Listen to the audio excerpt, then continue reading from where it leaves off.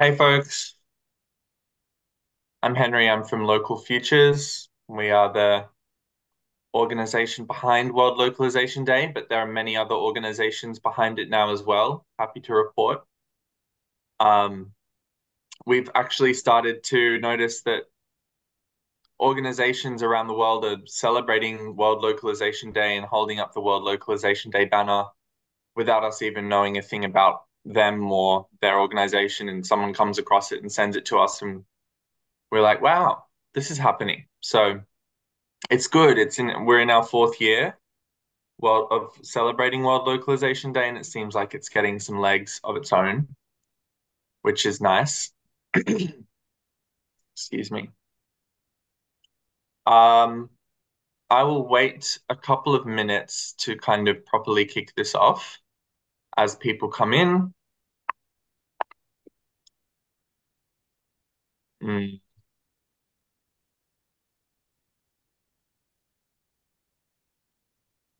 So in the meantime, I will tell you a little bit about, sorry, World Localization Day and this campaign and what it's all about. So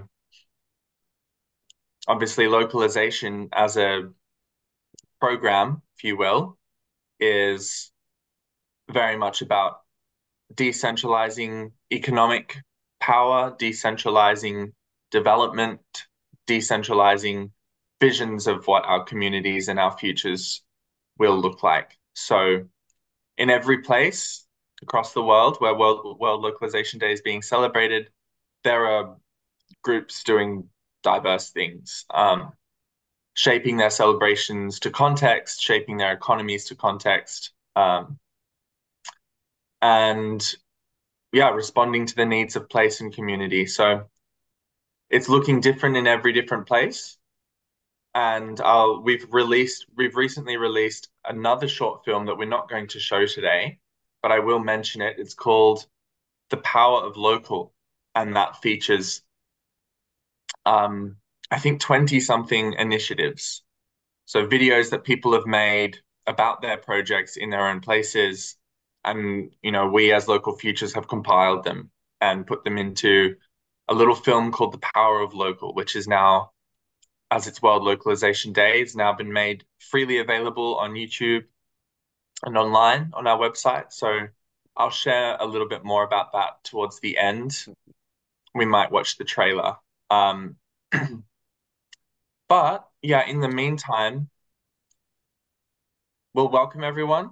Welcome to World Localization Day, to our third premiere. I don't know if you can say third premiere, but that's what it is. The third premiere of Closer to Home, which is our new film based on interviews with these three lovely people and with many others who attended the World Localization Day, which attended the Planet Local Summit in Bristol, UK last year.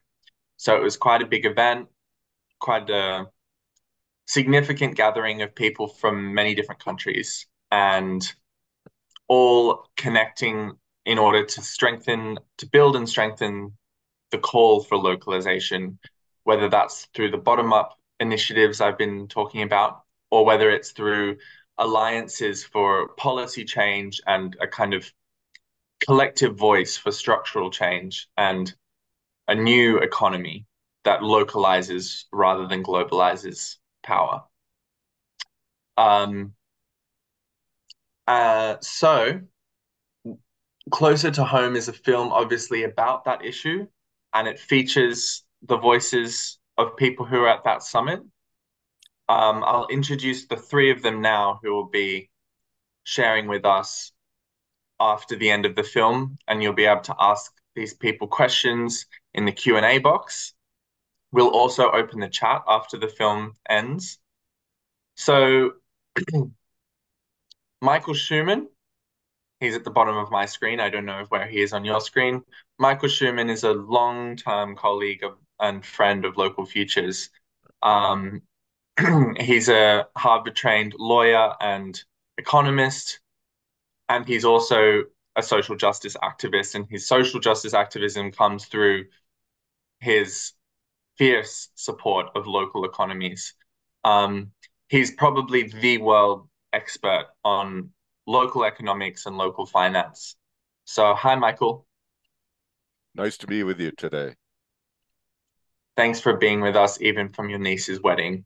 Apologies, to drag you away from the festivities. Uh, Darcia Narvaez. Darcia was with us in the UK as well. Um, Darcia is a transdisciplinary developmental psychologist, anthropologist, neuroscientist, probably many other things that could be added there.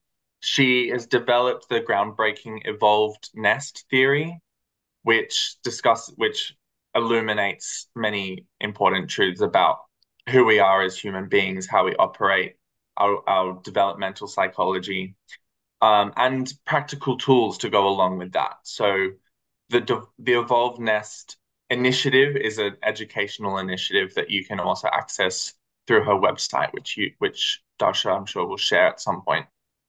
Hi Darsha, Hello. thanks so much for being with us today.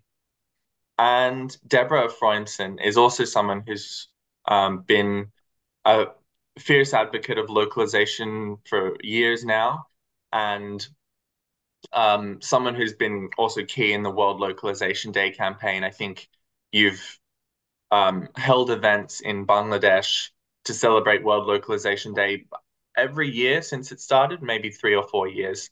And so Deborah is a political campaigner who works in Bangladesh and South Asia on issues of transport and health and localization. So welcome, Deborah. Thanks. Great to be here. All right. So with no further ado, yeah, as I mentioned, you can put questions in the Q&A box and the chat will be opened up after the film has ended. So you can share comments and thoughts in that as well.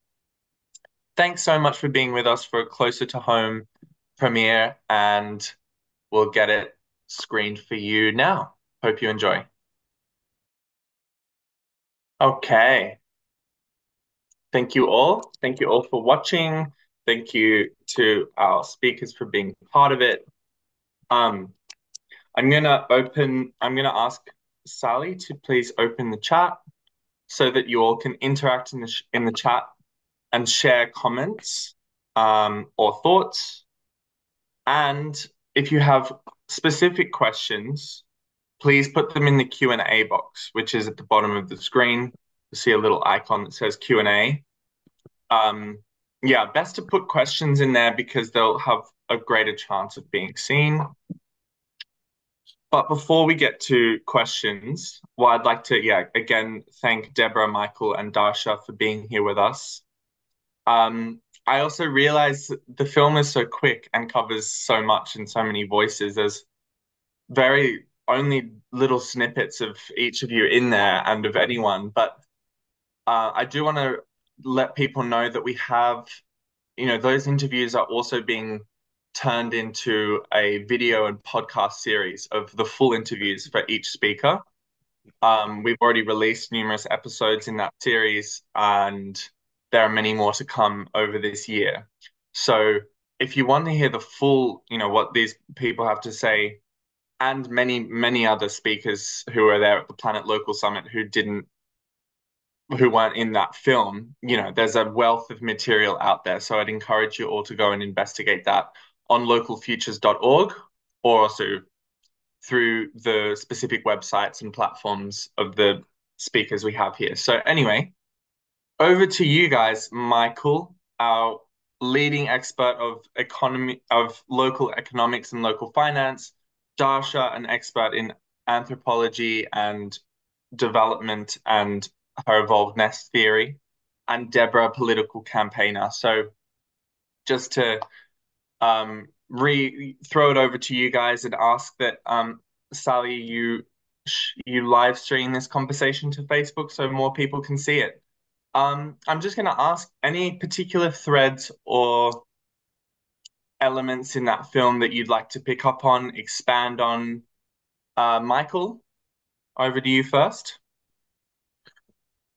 What I love about the film is that it reflects so many different views about localization, that people take this word, take this concept, and they run with it in their own culture and vernacular in a different way. And that diversification, I feel like, is really the underlying strength of our movement. It's diversifying our cultures, diversifying our thinking, diversifying our economies. And I noticed that in the chat, the first question from Matt Kramer was, what can we do? And the answer is everything. Everything is what you can do. You can be a part of reshaping your local economy through local purchasing and local investment. You can be an entrepreneur to grow the local business. You can be a part of the local civic culture and the local politics. So I feel like there's a whole new world that is growing under our feet once we give ourselves permission to do it. Thank you, Michael. Nice, concise, and helpful message. Darcia, would you like to comment on something in the film? Yes, I'd like to build up on the notion of relationship and spirituality. The modernist culture has dissociated ourselves from our spirit, our inner compass, our ancestral wisdom. And so we have to help one another get back in tune with the cosmic energies. And the place to start is with babies. Babies are the first place for localization because they are growing their spirit in reaction to how they're treated. And so if they're treated cruelly, left alone, left to cry, as in the United States frequently, most of the time for most families, unfortunately, you are now dissociating them. They've now lost connection to their spirit, and then they're going to have a hole in their heart and they're going to want to fill it with stuff, right? They got to fill it with something. And so the grounding of our disorder is not only the corporations, it's also how we're raising our young in the Western modernist world, because those are the people that tend to be the ones in charge of the corporations. They lost themselves and they're trying to find, by accumulation and hoarding, and they're just not present to what's going on, right? So we want to help one another get back in the present moment, recognize the other, listen, connect, enhance their deeper well-being, rather than treat them like some object that you're passing by or using or in some way. So, but it starts with babies, and those early years is when the brain and the spirit are all connected, and they have to be nurtured to foster our full human potential. I think it reminds me of a statistic we sometimes throw around in local futures, which is that the average American, probably Australian too, I'm Australian, moves house about 7 times before they're 18. So and we see that as a function of the economy. And as you said, Dasha, in the film, it is a restructuring issue. The economy has kind of fragmented communities, often geographically and physically, but also in terms of removing people from the household, from the community space into working environments, obviously loading an increasing amount of work per year onto the average family. And dividing the community and the village that is needed for true human development. That's how we evolved. We often say that is how we evolved in localized structures, and that's who we are. So getting back that restructuring issue of returning to localization through a kind of economic program, as well as through these bottom-up community initiatives, is getting back on the track of evolution. That's right. That's right. It's all about connection, maintaining connectedness throughout life, to relationships, to your neighbors, your family, the trees, the plants, and the animals in your locale, to always feel connected to Earth systems, to the stars. I mean, this is our heritage. It's so strange for we're just sort of floating above the earth now with, consuming like the movie Wall-E. There are all these people floating in space, just consuming all this junk food, and then the earth is a trash heap. That's what we're doing because we're so dissociated from our emotions and our spirit and our connectedness. Let's get back to it. Thanks, Darcia. So over to Debra. What would you like to pick up on as a thread from the film or from this conversation? Yeah, just adding to what others said, and of course, I completely agree. I think a really important part is liberating our minds, as it says in the film, from this idea that we need this sort of global capitalism and global trade. How do we have functional economies? How do we feed ourselves? And yet we see countries importing and exporting the same amount of products. So enriching the corporations is not helping the majority, as Helena said. And to understand, there's people who say there is no alternative. To understand that there is an alternative, we see it in the latter half of the film, and that we ourselves can make a difference both at the local level and for those of us like myself who enjoy doing the campaigning part on changing the policies. It's very hard to fight these global treaties, but the beauty of it is we don't have to fight alone. There's lots of organizations and individuals out there who are fighting for localization under all kinds of different names, but they're fighting these global treaties. They're trying to get rid of these subsidies to huge corporations. They're trying to return wealth to the majority population on the planet. And when we do create a life where we are working to create that difference, and we, no matter how depressed we might get by what's happening every day, we maintain some optimism, that's when we have true meaning in our life. So social media is a pleasant distraction, pleasant until it makes us depressed, of course. Trying to turn our backs on everything that's happening around us and just focus on being consumers. It may feel good in the way a drug can make us, an addictive drug makes us feel good, and it just destroys us. So I think understanding that we do have power, that we can make these positive changes. And even though it's super difficult, we're going to meet fantastic people. We're going to create these beautiful networks that are going to make our lives so much richer and more meaningful. And when we understand that that's the life worth living, and that we are capable of doing this, that we do need to challenge, work with others to challenge these systems that are not inevitable, that's when we can create a beautiful life for ourselves, but also work towards creating a positive future for everybody. Thank you. Yeah, I mean that speaks to me as a younger person involved in this work, and I've definitely faced up to that feeling of, well, it's too big to change, and as Ian McGilchrist says in the film, there's a different way to see that. But I think it's fair to acknowledge that we are going up against even though it's not all against, there's a lot of renewal and a lot of celebration that can happen in it. There is also a David and Goliath kind of battle that we are involved in as a localization movement. And for me, it's crucial to not just hinge my bets on winning that battle, but also to say that being part of this and making this effort, though it may be difficult, is what's going to bring meaning to my life and enrich my experience of life. So showing up for myself, as showing up in this movement for myself just as much as for the rest of the world, and it comes back to what Darcia is saying about our needs to be connected to one another in also that kind of purposeful work and purposefully engaged with the world is what brings us satisfaction ultimately. So that's kind of why I continue doing it, and I think why a lot of people around the world have come to localization out of a common sense or intuitive experience of this is what I need, this is what my soul needs.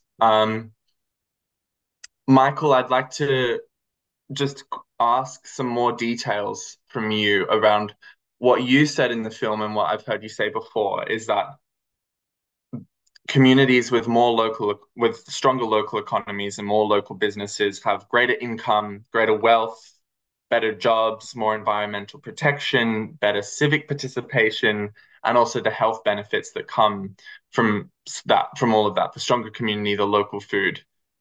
Is there something you can just riff on that for a little bit and give people some of the details as to why localization is actually going to make, can appeal to that economic reasoning. We can have actually greater wealth through localizing. It's not a sacrifice. Can you speak to that?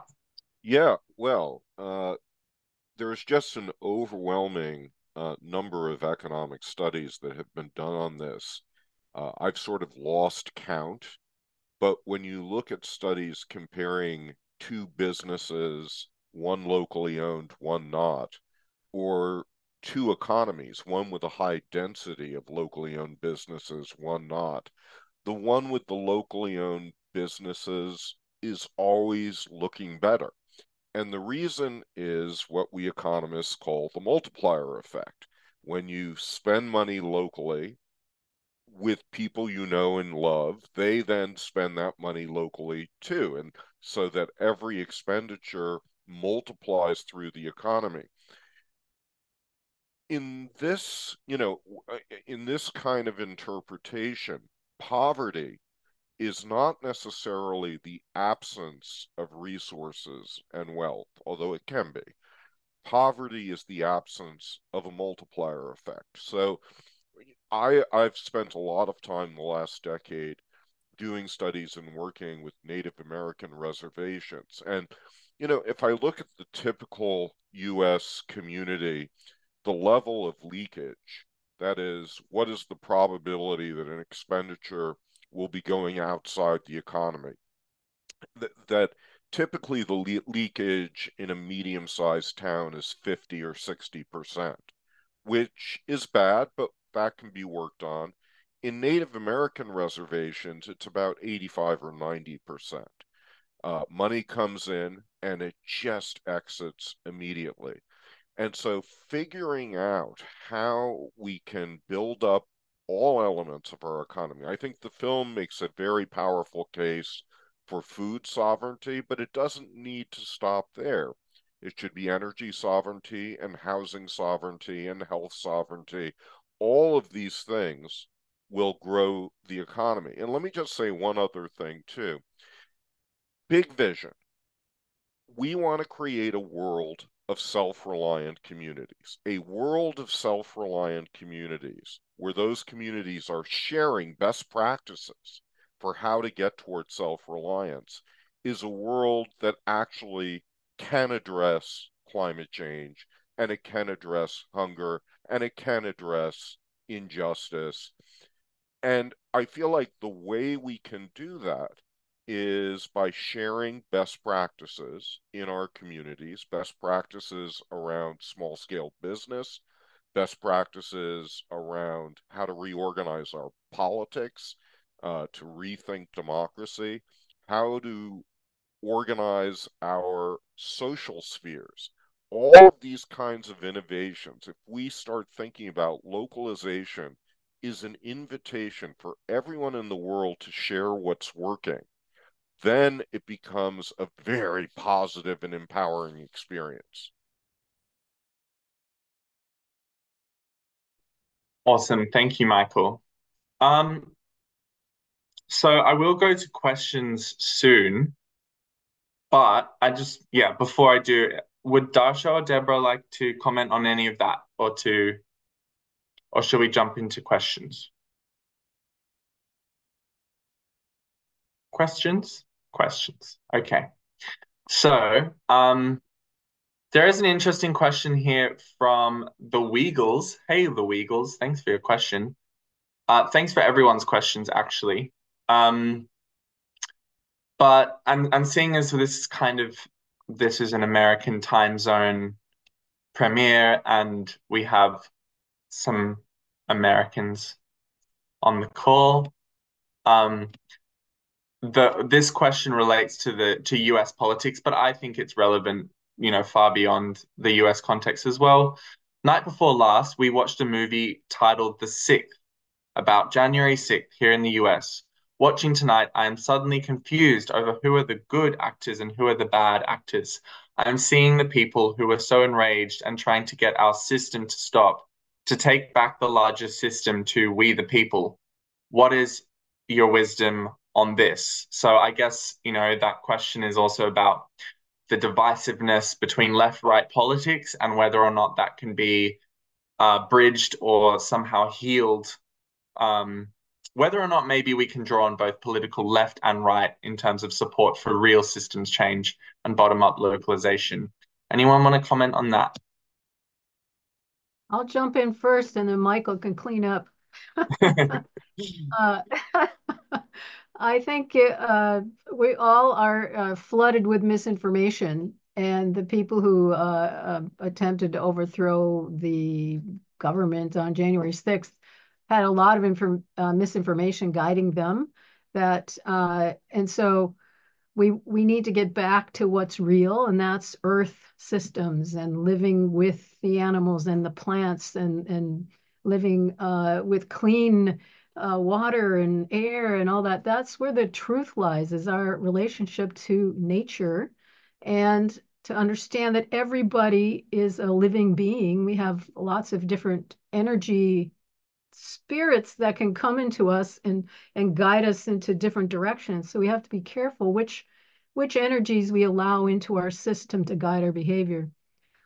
So just overthrowing a system is just, I mean, that's kind of it's you need to use your energy to build. And I think the localization movement gives us, like Michael was saying, you've got a thousand different ways of doing localization, more than that. But the people who are just overthrowing the system, at least what I've read about, they only had kind of one idea. It was their way, and they're going to force it on everyone else. So this is democracy at the very local level. Every little group gets to decide what they're doing together in relationship to the earth, and not some ideology that you're imposing on the humans and the animals and plants, and etc. Anyway, so that's my immediate take. Michael, you can clean up now. Well, no, I think those are good points, and it is hard around the world to find political parties that are real and effective advocates for localization. And so instead, what we're kind of stuck with is the odd member of a party who takes this point of view, or maybe it's even, half the thinking of certain members of a party that have this kind of view. And so that's why the politics of this are funny and interesting, surprising, and a little bit depressing too. But the surprising thing, and I spend a lot of my time working on local finance. So I have a newsletter called the Main Street Journal, and we track local investment innovations all across the world, but primarily in North America.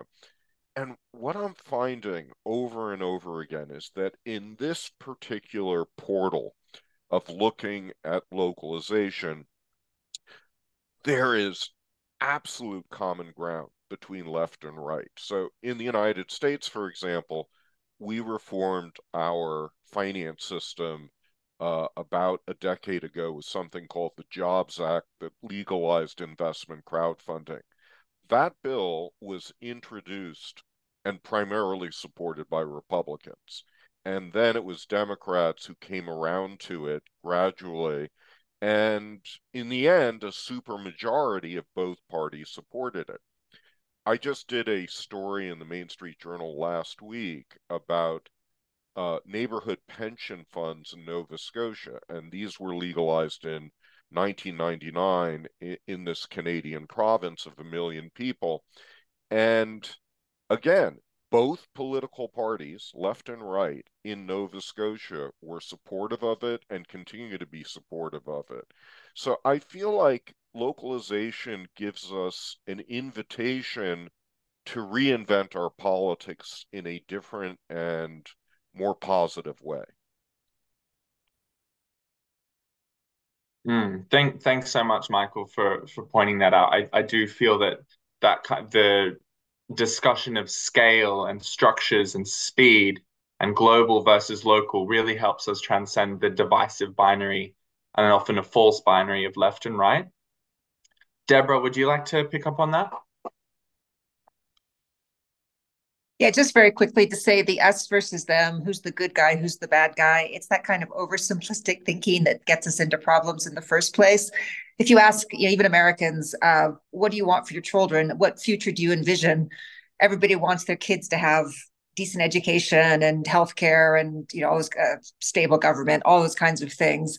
So politicians are playing on us, and they use us to divide us, and that's what causes us to be unable to work together for the positive social change that would benefit all of us.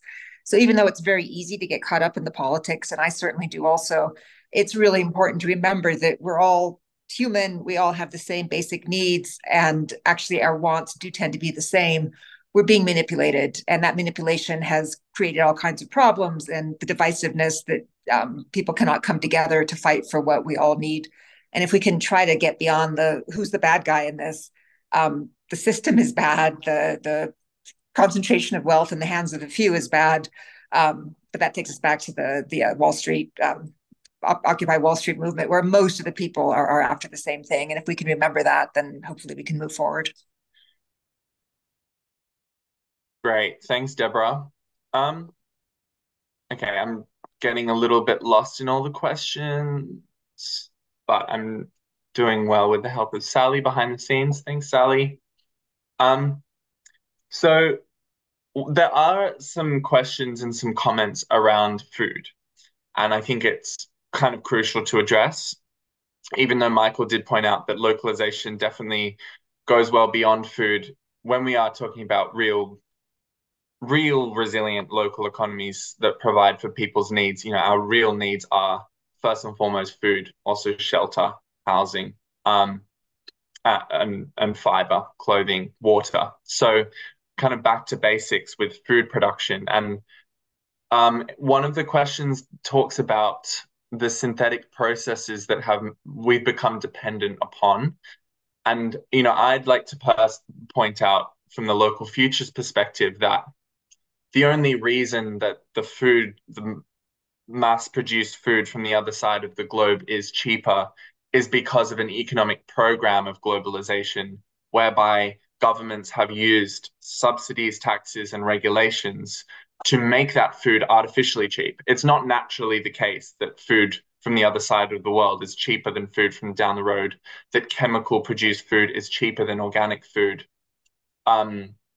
It's because technologies, including chemicals, and all of the research and development into them and the infrastructures that roll them out have been subsidized in the interests of globalizing and increasing corporate profit and trade, which has been pursued as a path towards so-called growth, which is now very clear that it's not really growth for the majority of people, and that it's driving up the cost of living and driving up dependence, and we're getting ourselves into a sticky scenario.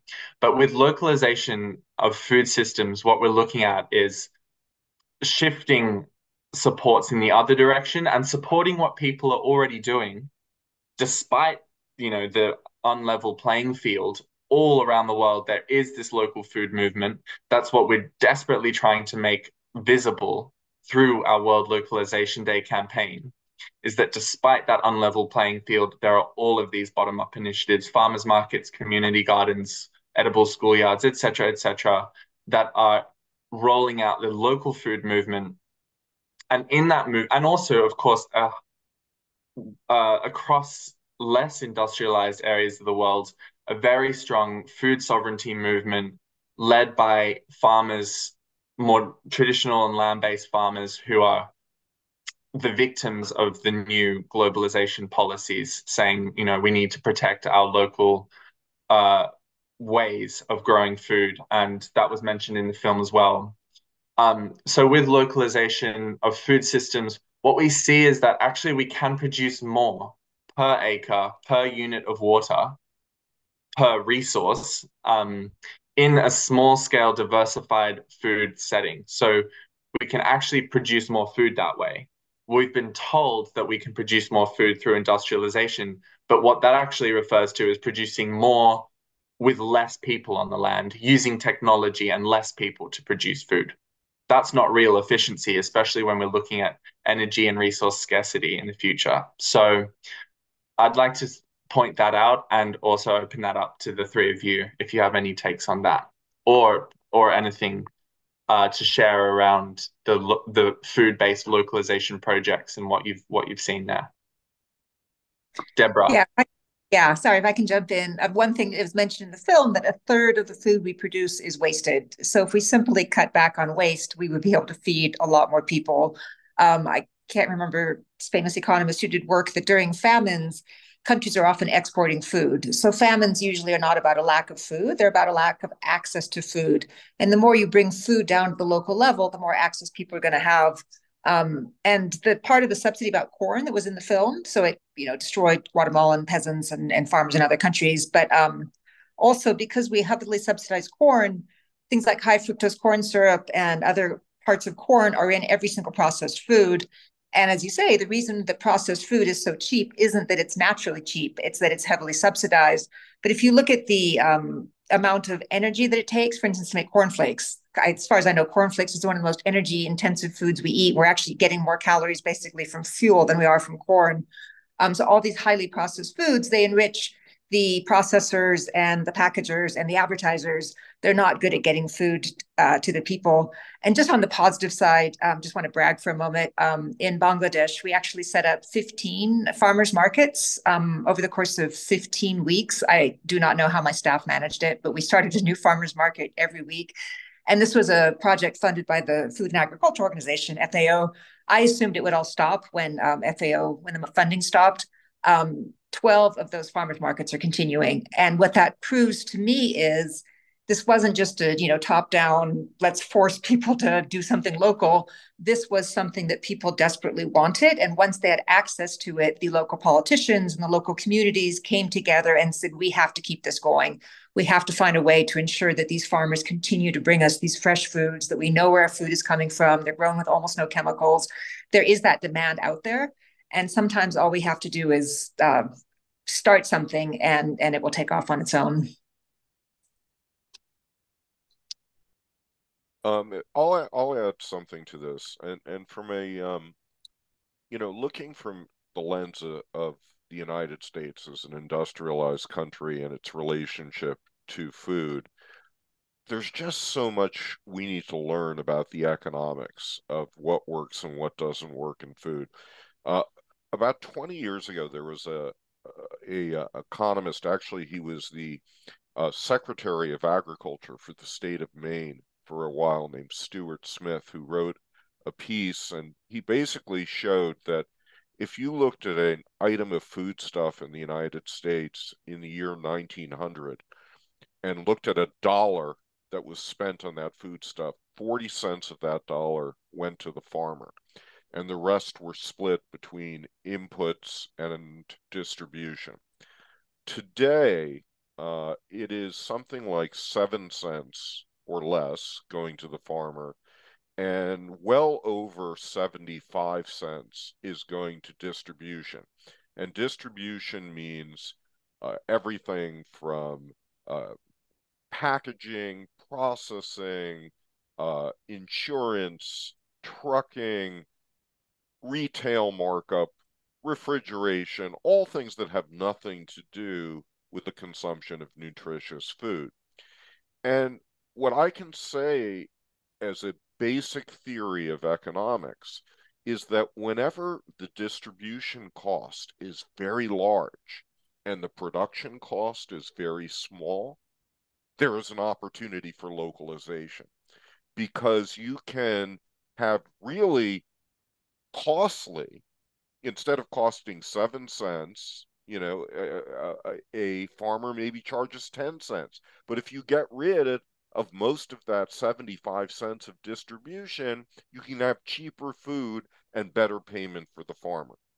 And that is really what has been driving localization of food, not just in the United States, but all over the world.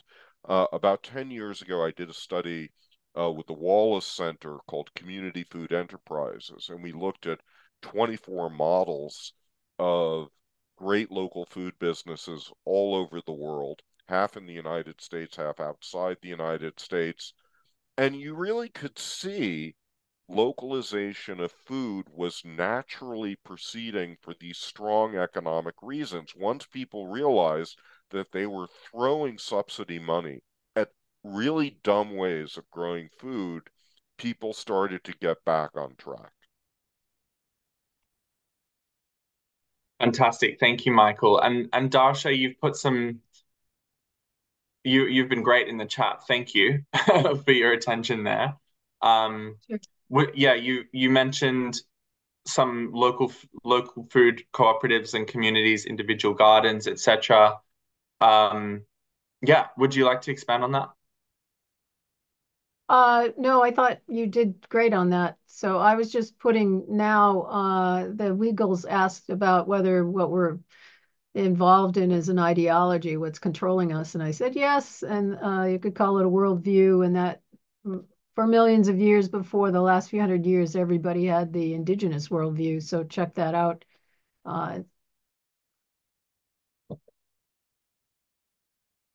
Thank you. Yeah, so you put a link in the chat to Kindred Media.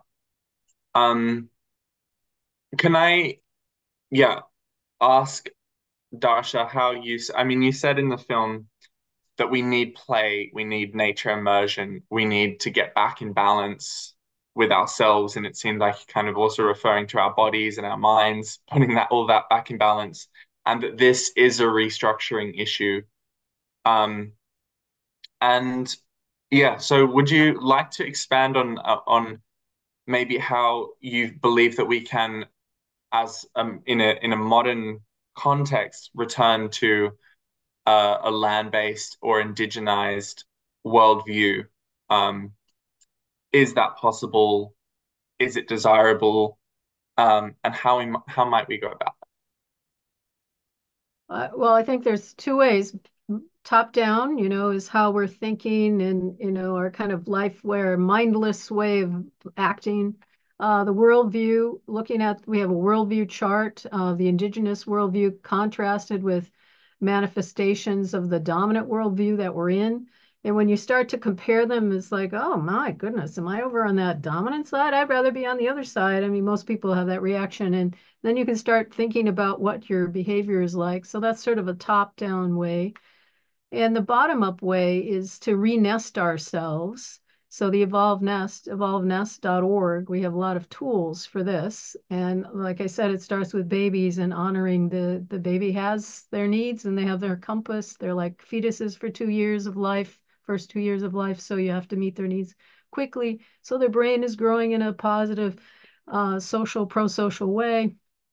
And then a lot of us didn't get that. And so we have to re-nest ourselves. We have to learn to calm ourselves down because we got too anxious from those early years or too afraid. And that got built into our neurobiology. So we have to learn how to calm ourselves. But the best way to heal our brains that might be underdeveloped is to play with young children, especially because they expect you to be there in the moment with them and play, or else they'll stop playing with you. You're not a very good playmate unless you're, reacting back and forth, running around, whatever it is, playing chase or climbing trees. And so play is something I taught my college students to do. We play folk song games and we do that together. And then they go teach them to 5-year-olds. And oh my goodness, what a wonderful, joyous community event. And so we have to get back to feeling like we belong to the community through playfulness, the bonding, positive kind of playfulness, right? That's actually healing our brains, our bodies, our connectedness. We build social joy and we want to be then in our bodies. We want to be with other people and then in the natural world to find that with nature connection and immersion in various ways. Thank you. I'm definitely going to check out evolvenest.org. I feel like I need that personally as well. So it looks like we just lost Michael for a sec, but that's okay. I'm wondering if Debra, you wanted to.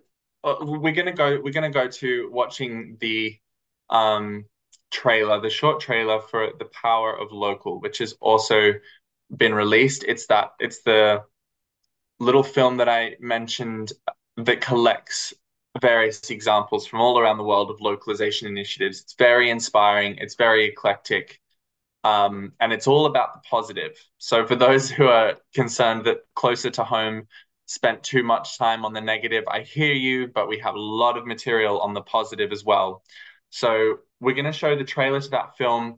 Before we go, is there anything that either of you, Debra or Darcia, would like to add to wrap up? No, thank you so much for doing this. It's such a beautiful film. It's so important. I hope millions, billions see it.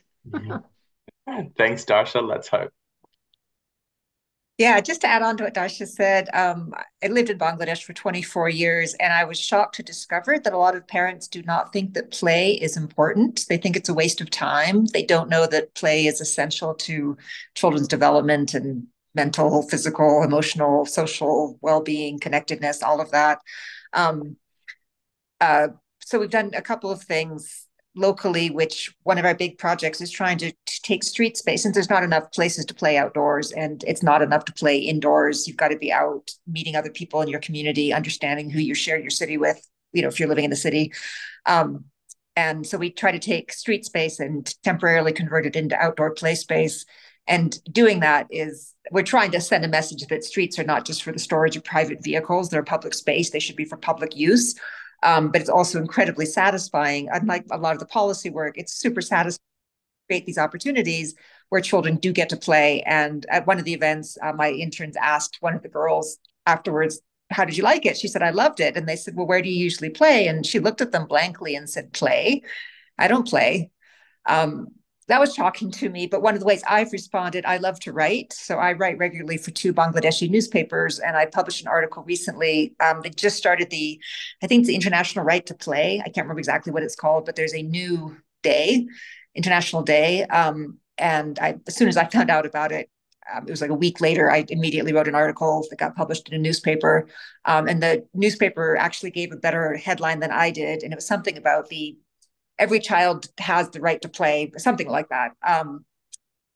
A super important point that we may not be aware of, that I hope it's not like that in the United States, but in some countries, adults really don't understand how important play is. And we are, in our very corporate world, we take, children are so busy with school and tutoring and being dragged around or being in very structured environments, and the ability to play in an unstructured environment where you make up the rules and you learn how to play with others and how to set the rules and how to establish, who's going to be the rule maker. Those are citizenship skills that we absolutely require. And that goes back to the political discussion. If we don't learn how to get along with each other as children and how to deal with disagreements, we're going to be really bad at it as adults. And there's so many different ways to address that issue. But I hope that people will look at it and think of ways, how can I encourage and enable people to interact with people different from themselves? That's why I'm so fond of public space, my work on transport and urban planning. We need places where people come together and interact with people different from ourselves so that we can see our common needs and interests and learn to get along, to work together, both to fight these global corporations that are harming us, but also to strengthen the localization movement. We can't just be caught up in bitter battles. Somebody wants to plant carrots and I want to plant onions and we can't get along. We have to get past that. And I think play is actually a critical aspect to that. So thanks for bringing that up. Amen. Absolutely. Thank you both. Thank you both. And Michael, we lost you for a moment, but is there anything you'd like to add as we wrap up? I would just say that everybody who is powered through this presentation and this discussion, think of really a couple of very simple things you can do to strengthen your local economy. How you can move your purchasing 10% to more local goods and services, how you can move, say, 5% of your pension fund from Wall Street to Main Street, how you can hire people who are local and build local skills for all of that. So I feel like we each can find a little bit piece of this, and some of it typically, as is often befits the economist, I missed the section on play. So I feel very bad about that, but I agree that play is really important here. Wow, thank you, everyone. Thank you, Debra, Darcia, and Michael. Big round of applause for you guys. Appreciate your work. Appreciate you being here today and showing up for Closer to Home and Local Futures and World Localization Day, and just for being part of this movement and all that you contribute to it. So thank you so much. Thank you, Henry. I mentioned before the full interviews that in Closer to Home with these three and many others are can be found at Planet Local Voices, which is our series at localfutures.org. So if you want to hear more from them, you can there. They've also put their website, or actually, Sally put their websites into the chat. So thank you very much. All right, so we're going to say goodbye and watch the trailer to The Power of Local. Sally, could you share that?